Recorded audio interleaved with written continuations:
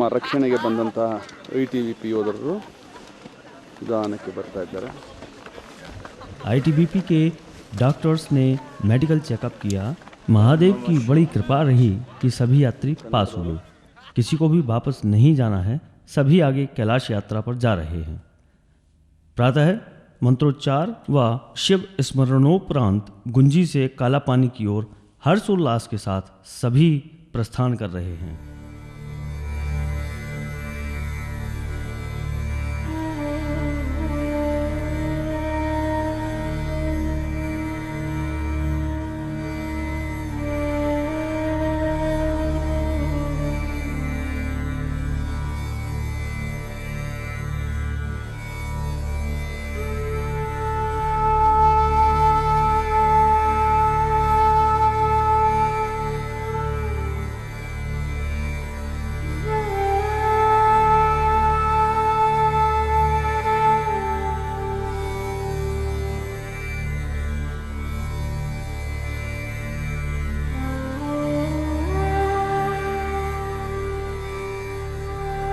कालापानी की दो विशेषताएं हैं।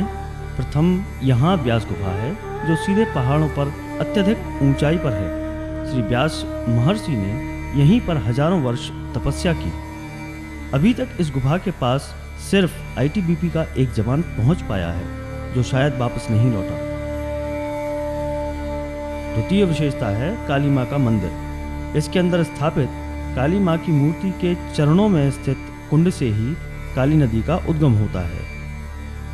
कालापानी में ही हमारे पासपोर्ट पर चीन जाने के लिए मोहर लगाई जाएगी और सभी यहाँ से प्रस्थान करेंगे।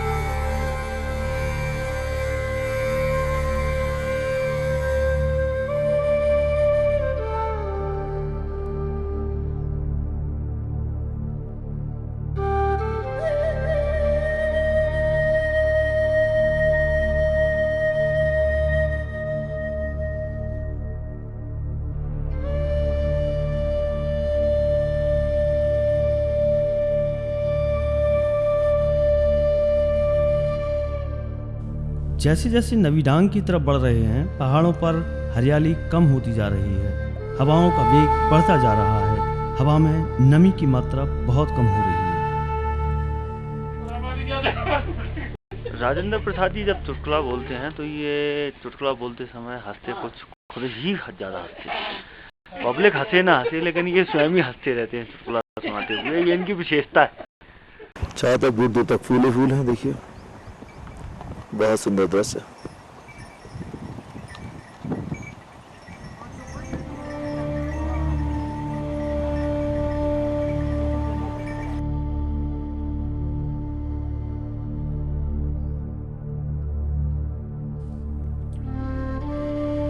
हम सभी नवी डांग पहुंच गए हैं। यहाँ की कई विशेषताएं हैं। प्रथम, ये सामने बादलों से ढका ओम पर्वत, जिसके हमें दर्शन नहीं हो रहे हैं। द्वितीय, माता पार्वती की नाभि, इसी कारण इस स्थान का नाम नवी डांग पड़ा है।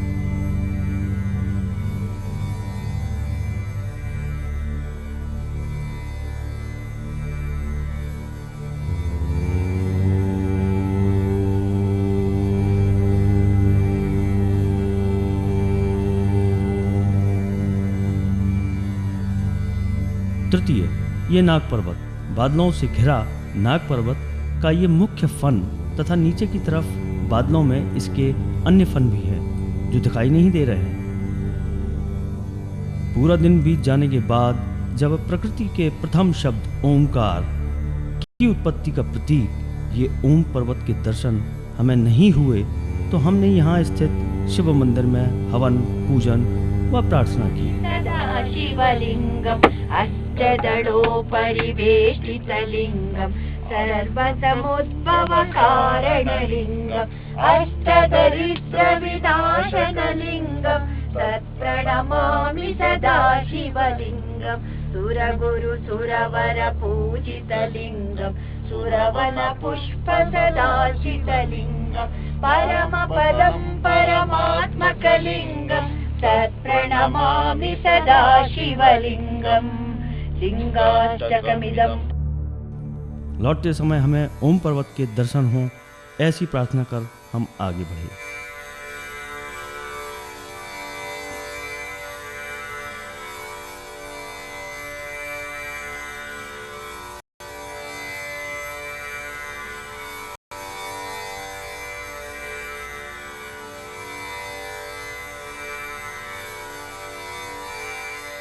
शाम से ही बारिश शुरू हो गई है और अभी सुबह तक बारिश नहीं रुकी है। हल्की फुहार में ही हमने चाइना बॉर्डर लिपू पास की ओर अपनी यात्रा प्रारंभ की। आज पुनः हमें एक कठिन परीक्षा से गुजरना है।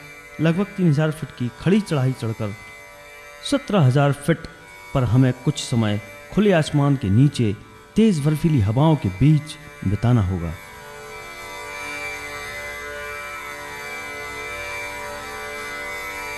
जब कभी आकस्मिक समय में हेलीकॉप्टर की आवश्यकता पड़ जाती है तो हेली को यहाँ आने के लिए कई दिनों का इंतजार करना पड़ता है, क्योंकि यहाँ का मौसम ही ऐसा है।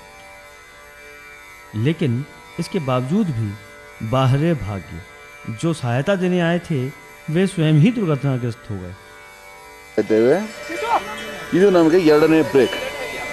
ಯಾಕೆಂತಂದರೆ ತುಂಬ ಕೇವಲ ಅವನ್ನ ಏರಬೇಕಾಗಿರೋದ್ರಿಂದ ನಮಗೂ ಹಾಗೂ ನಮ್ಮನ್ನು ಹೊತ್ತಂಥ ಕುದುರೆಗಳಿಗೂ ಸಹ ತುಂಬ ಆಯಾಸವಾಗುತ್ತೆ. ಹಾಗಾಗಿ ಅದರ ದರ್ಶನ ಈ ಮೂಲಕ ಆಗ್ತಾ ಇದೆ. ತಾನೇ ಬಿದ್ದ ಮಂಜಿನ ರೀತಿ ನೋಡಿ ಇಲ್ಲಿ ಮೇಲೆ ಬಿಸ್ಕಾಗಿ ಕಾಣ್ತಿರುವ ಶಿಖರಗಳೇ ಲಿಪು ಲೇಕ್ ಪಾಸಿನ ಶಿಖರಗಳು. लिपू लेक पास, चाइना बॉर्डर का विहंगम दृश्य। हम इस समय लगभग 17,000 फीट की ऊंचाई पर हैं। चारों तरफ बर्फ और गगनचुंबी सूखे पहाड़ों की चोटी पर तेज वेग से बहती हुई सूखी हवाएं जो हमें पीड़ा दे रही हैं। सांस लेने में भी परेशानी हो रही है। अभी हमें इन्हीं परिस्थितियों में चीन से आने वाले बैच का इंतजार करना होगा। लगभग 3 घंटे के इंतजार ने हमें सभी को बेहाल कर दिया है।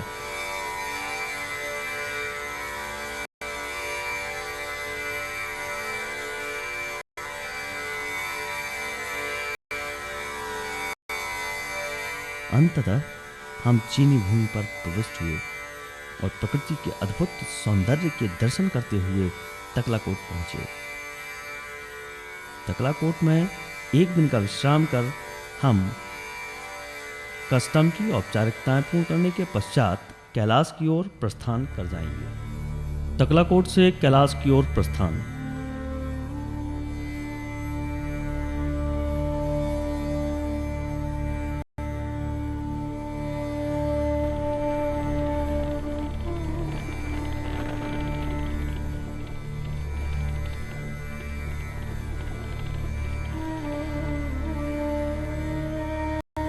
किया तो रास्ते में सर्वप्रथम हम राक्षस ताल पहुंचे। इस समय यहाँ मौसम बिल्कुल साफ है। खुले नीले रंग के आसमान की छटा से प्रभावित राक्षस ताल भी आसमानी रंग में सराबोर है। धूप काफी तेज है, परंतु हवाएं नमी रहित बहुत ठंडी और तेज है। इसीलिए सभी ने स्वयं को कपड़ों में सुरक्षित कर रखा है। कर दी टकला को सर्कल कर बुलंद गर्मियांग पहुंच गए हैं, जहाँ पर आप प्रकृति का एक अद्भुत नज़ारा देख सकते हैं। यहाँ पर धूप में काफ़ी तेज़ी अवश्य है, लेकिन बहुत ही ठंडी हवाओं का प्रवाह यहाँ है, जो आप हम लोगों के पहनावे से समझ सकते हैं। और ये जो आप तालाब देख रहे हैं, ये राक्षस ताल कहलाता है। रावण ने इस ताल को अपनी तप से ही उत्पन्न यहाँ किया था, क्योंकि यहाँ पानी नहीं था। इसके ठीक पीछे ये जो ब्राउन कलर की जो पहाड़ी देख रहे हैं, ये राक्षस रावण पहाड़ी कहलाती है। रावण के नाम पर ही इनका नाम रखा गया है, क्योंकि रावण ने यही तपस्या की थी।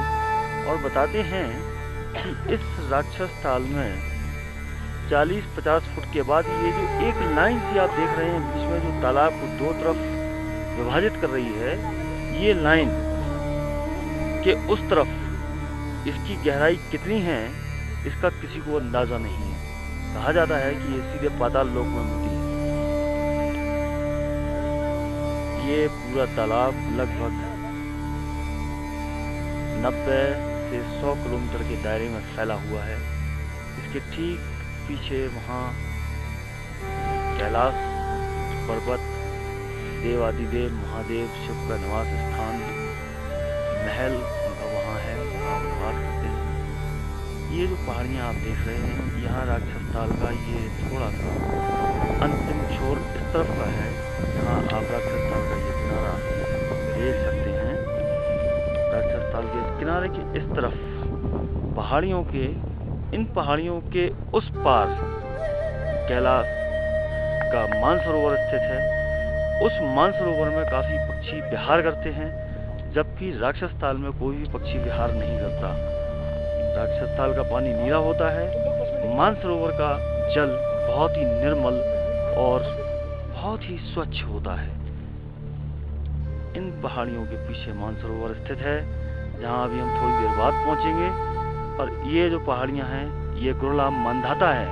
हमारे इसमें इसका उल्लेख पुराणों में गुरला मानधाता का है, जिसकी छाँव में हमने अपना ये छोटा सा एक ब्रेक लिया है। ओम नमः शिवाय।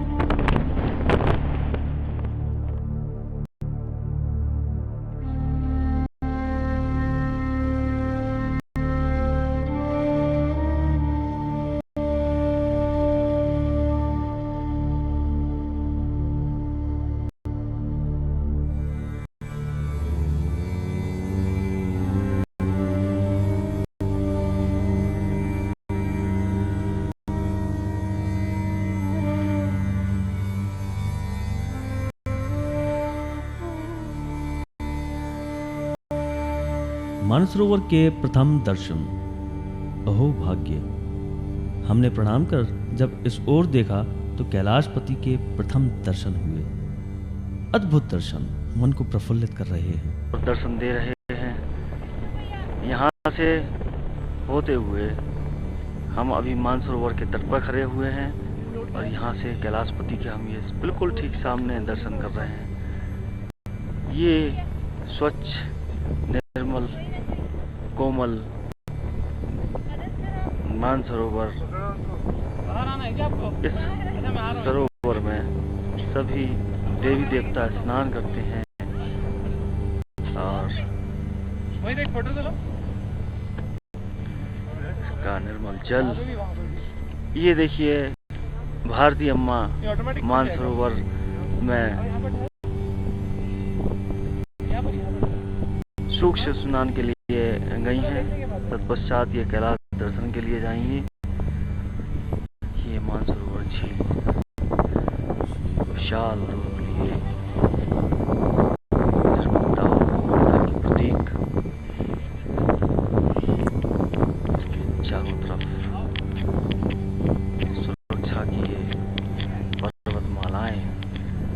कैलाशपति के निवास के चारों तरफ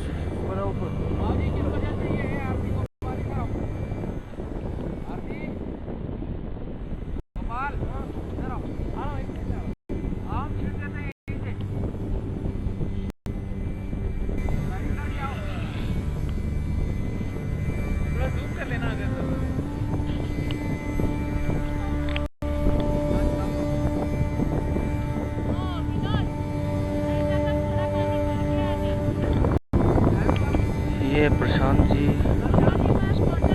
पूर्णिमा जी यहाँ बैठी हैं, कैलाशपति के दर्शन कर रही हैं। और ये प्रशांत जी हैं जो दंडवत प्रणाम ಮಾನಸದಿಂದ ಆಗಸದೆಡೆಗೆ ಕಾಮನ ಬಿಲ್ಲಿನ ದರ್ಶನ. मानसरोवर के चिहू तट के उस पार से उठता हुआ इंद्रधनुष जो संध्या काल के इस समय को और भी अद्भुत आभा दे रहा है। प्रकृति की अनुपम छटा हमें स्वर्ग में होने का एहसास करा रही है। यहाँ का एक एक पल अद्भुत और अद्वितीय है।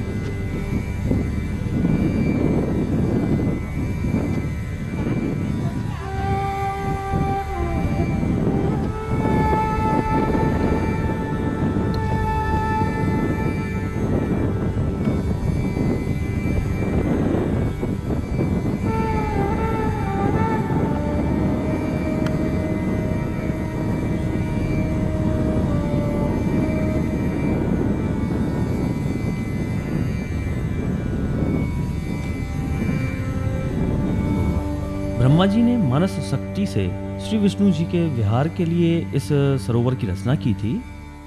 पुराणों में इसे क्षीर सागर कहा जाता है। सृष्टि संचालक श्री विष्णु जी की उपस्थिति का आभास यहाँ हो ही जाता है। Beautiful you already on taste.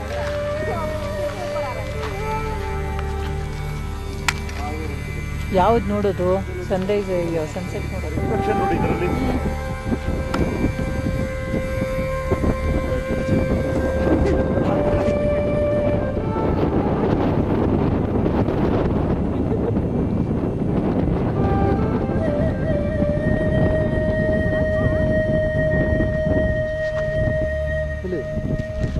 Ghanshyam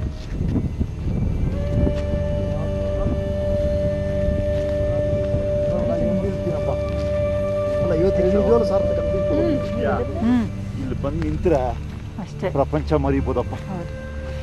ಆಶಾ ಅಂತ ಒಬ್ರು ನನ್ನ ಫ್ರೆಂಡ್ ಇದ್ದಾರೆ, ಯಾರನ್ನೂ ಜೊತೆ ಮಾಡ್ಕೊಳ್ಳಲ್ಲ, ಒಬ್ಬರೇ ಬಂದು ಒಂದು ಹಾಫ್ ಆನ್ ಅವರ್ ಇಲ್ಲಿ ವಾಕ್ ಮಾಡ್ತಾರೆ. ಹೌದಾ? ನನಗೂ ಹೇಳಿ ಹೇಳಿ ಕಳಿಸಿದ್ರು.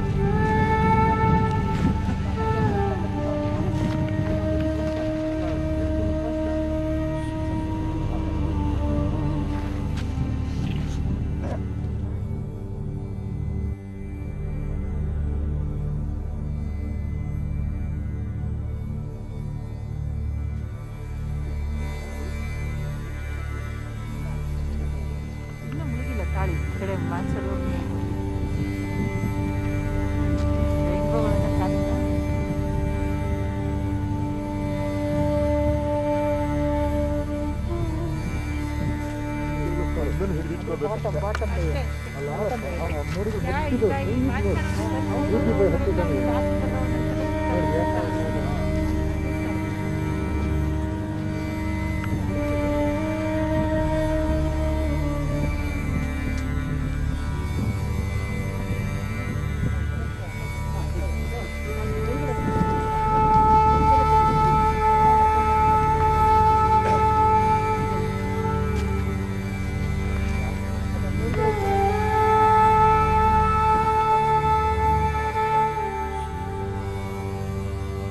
आज रात्रि चिहू तट पर आसमान से नीचे मानसरोवर की तरफ प्रकाश पुंज के रूप में आती हुई ये दिव्य आत्मा सभी को रोमांचित कर रही है। कुछ लोग भयभीत हैं तो कुछ शिवगान करने लगे हैं। ऐसी घटनाएं यहाँ रात्रि भर होती रहती हैं। प्राकृतिक सौंदर्य का यह अद्भुत दृश्य है। ओम नमः शिवाय, ओम नमः शिवाय, ओम नमः शिवाय, ओम नमः शिवाय, ओम नमः शिवाय, ओम नमः शिवाय, ओम नमः शिवाय, ओम नमः शिवाय, ओम।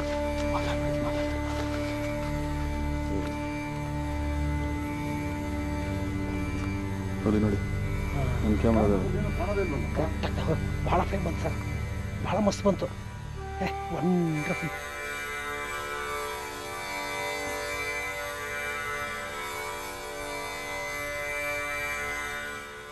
हंस प्रजाति के ये पक्षी मानसरोवर में अपने पारिवारिक समूहों में विहार करते हैं।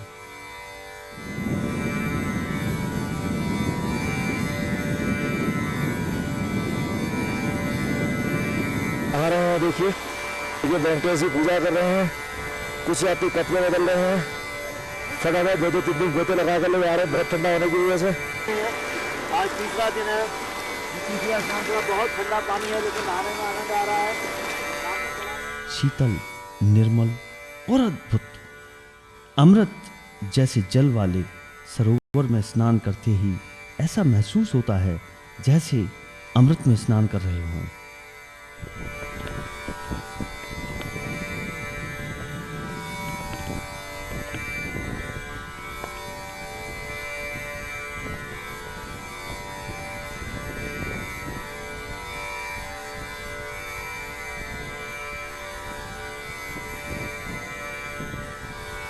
विष्णु जी मानसरोवर में स्नान करते हुए, ये देखिए पहली डुबकी उन्होंने लगाई।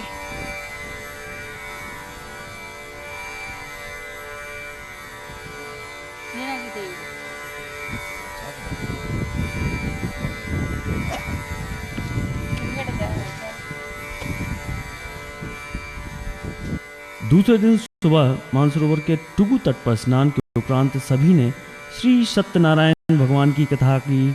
तत्पश्चात हवन व महादेव के श्री शिवाष्टोत्तर शतनाम से यज्ञ किया। बड़ी कृपा रही भोलेनाथ की। आज मौसम बिल्कुल साफ रहा। हमारे पूजन हवन आदि में कोई बाधा नहीं आई।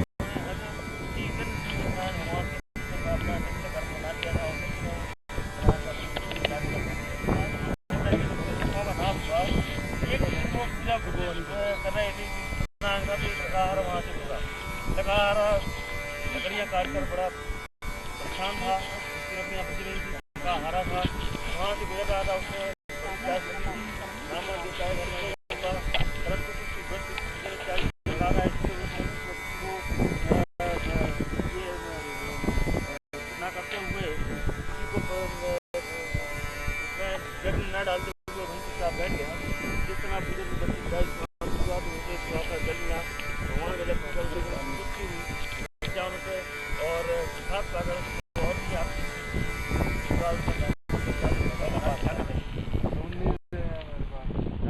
बोले भैया मैं भगवान श्री सत्यनारायण का पूजन कर रहा था, मेरे पठार शुभ था, मेरा सारा दरिद्र मेरे दुख में डालने की जरूरत थी, सब कुछ का नाश श्री भगवान श्री सत्यनारायण की बात हुआ है। और मैं आपसे बताता हूँ कि यदि आप आप भगवान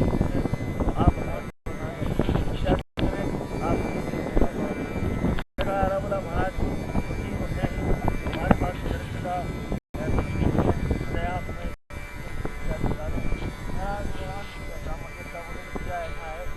आप संकल्प मन में करें कि भगवान का पूजन करना है, उसके पश्चात जो भी आपके पास सामग्री है और अन्य पदार्थ से भगवान का प्रसाद बनाकर तैयारी करें आप जो भी आपको भक्ति बांधा है उन्हें। हम लोग अपनी धन संपत्ति समृद्धि संपत्ति के लिए ये पूजन इत्यादि करते हैं। तुम्हारी भी दरिद्रता नष्ट हो सकती है, तुम जाके इसके साथ इत्यादि करना, तुम्हारा ही दुख नष्ट होगा। कन्या ने ये सुना, प्रसाद लिया, घर आते आते बहुत देर हो चुकी थी। माता ने इसके ऊपर पूछा यदि आज कहाँ गई थी, इतनी देर से कहाँ रही, क्या हुआ? उसने बोला माँ मैं आज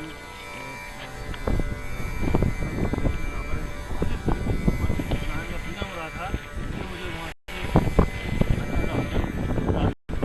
से और मैं समझ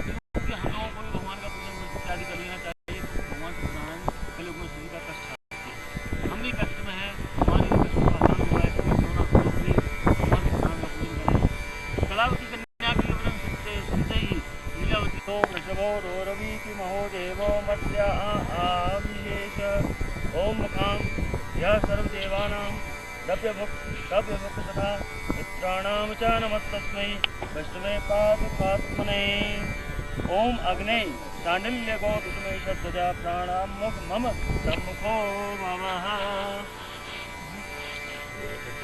ओम भू स्वा ओम स्वा बोलेंगे आप लोग स्वा बोलते जाएं और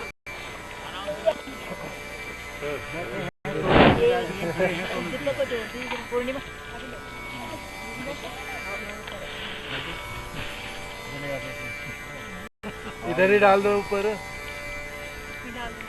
जग में डाल दो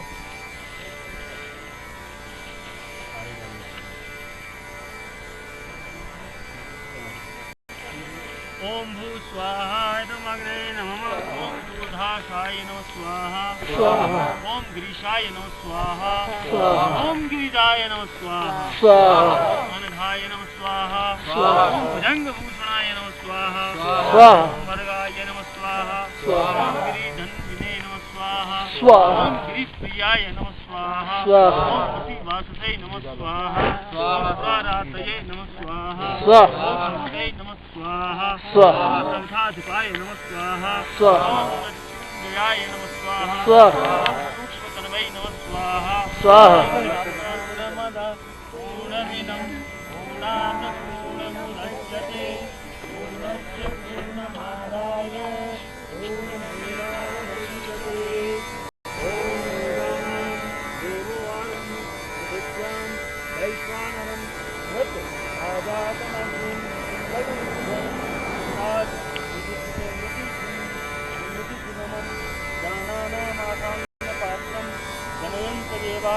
स्वाहा ओम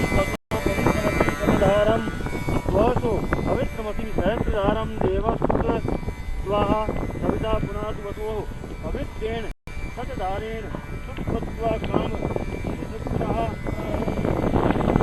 देवताभ्यो नमः एक भागने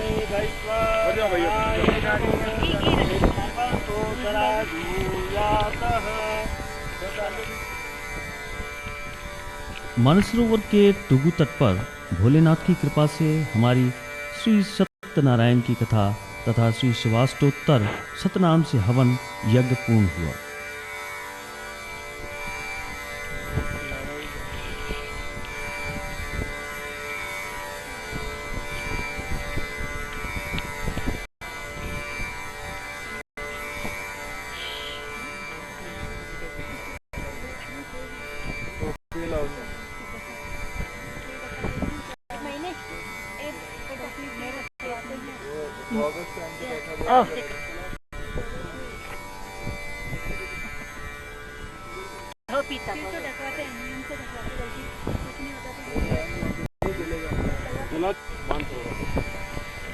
यज्ञ की पूर्ण आहुति हो चुकी है। देखिए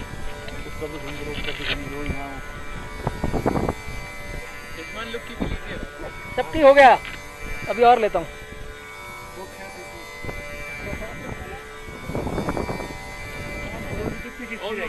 ओम नमः शिवाय। ये मेरा मेरा मेरा मेरा अच्छा हमारा तो लिया ना, ले लिया। हाँ ले लिया। ये क्लोजअप में है। अरे तुम्हारी तो कितनी बार ले लिया, लेता ही नहीं है। तुम्हारा सबसे ज्यादा लिया है। इसको दक्षिणा देते हुए लोग वो पहले बैग में डाल दिया। नहीं वो बैग के साथ ऐसे लो ना, वो भी शुरू में डाल दिया। हारी थी, अब हमें सोचना पड़ेगा इस बारे में। तो दक्षिणा विष्णु को वही कुछ अब अपन बाद में इसको देखेंगे, हो सकता है अपन को वो मिल जाए। हाँ कोई बड़ी बात नहीं है। जब ये ठंडा हो जाएगा तब नहीं, वो फोटोग्राफ में समझ में आएगा, इसमें नहीं समझ में आएगा। हो सकता है अपने लाइव ले दो, ठीक है।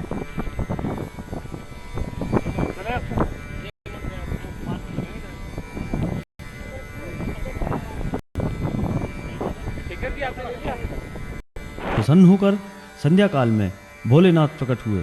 भोलेनाथ प्रसन्न होकर हमें दर्शन दे रहे हैं। ये ऊंचे ऊंचे गगनचुंबी पहाड़ बाबा के इस रूप के समक्ष बौने से प्रतीत हो रहे हैं। और ये क्या, न केवल दर्शन बल्कि बाबा की हृदय स्थली से उत्पन्न ये दिव्य प्रकाश, इसे प्रकट कर बाबा ने हमें आशीर्वाद दे दिया है। धन्य है प्रभु, आपके दर्शन पाकर हमारा जीवन धन्य हो गया। बाबा ने हमें साक्षात दर्शन दिए, हम सत सत नमन करते हैं।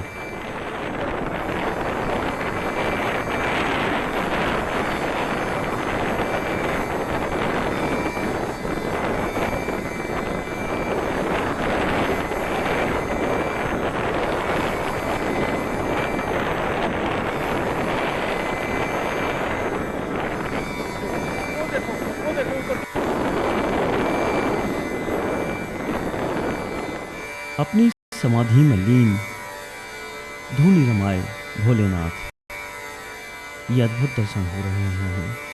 हम इस दृश्य को दोहरा रहे हैं। बाबा की बड़ी कृपा है कि ये दृश्य हमारे कैमरे में आ गया और आप सभी को ये दुर्लभ दर्शन हो रहे हैं। शायद पहली बार ऐसा हुआ है। स्क्रीन पर राइट हैंड की ओर शेष नाग के समस्त फनों के साथ दर्शन हो रहे हैं। यहीं इसी स्थान पर मानसरोवर में रात्रि काल में एक दिव्य ज्योति प्रकट होती है जो श्री विष्णु भगवान की उपस्थिति का आभास कराती है और शेषनाग की उपस्थिति इसका प्रमाण है।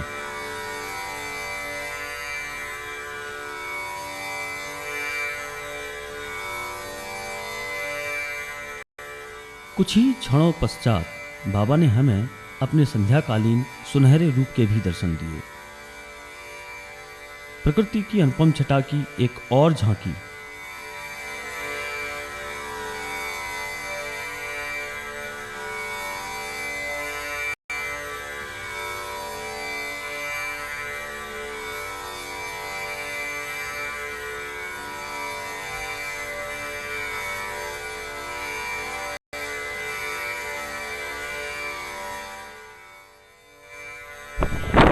ओम नमः शिवाय।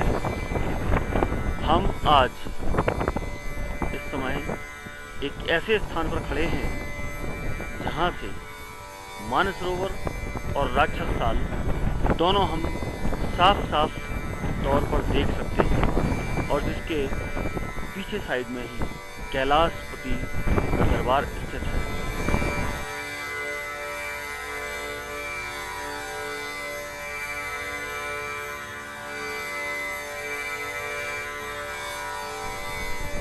ये घुमड़ते हुए बादल और यहाँ जो ये लेक देख रहे हैं आप, ये मानसरोवर लेक है जिसकी परिक्रमा पूर्ण करके हम लोग अभी लौटे हैं। यहाँ से हम सीधा आपको इस तरफ ले चलते हैं, ये पहाड़ से होते हुए। ये वो पहाड़ है जो मानसरोवर और राक्षस ताल को अलग अलग विभक्त करता है। ये आप देखिए, ये जो एक सीधी सी लाइन दिख रही है, अद्भुत अद्वितीय।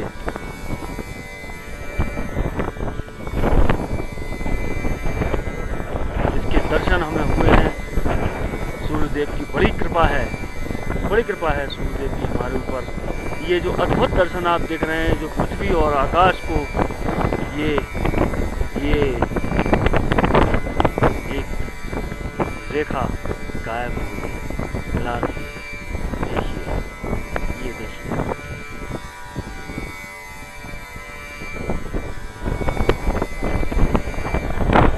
यहाँ से हम आपको मानसरोवर के राक्षस ताल की तरफ से चला रहे हैं। ये राक्षस ताल है